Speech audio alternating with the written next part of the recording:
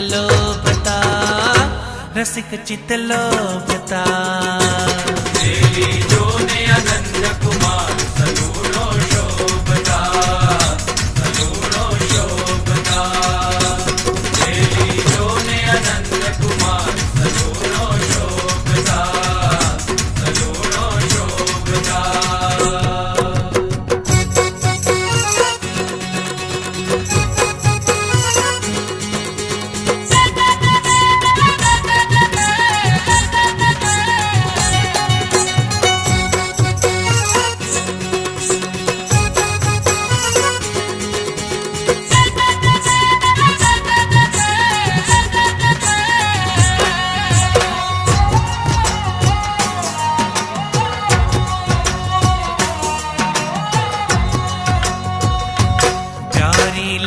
सुरंगी बाघ अलौकिक बांधणी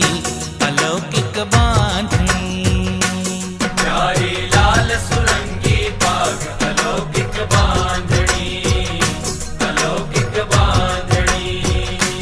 छूटा पेट झुका चहुकोर छूटा पेट झुका चहुकोर अधिक शोभा बणी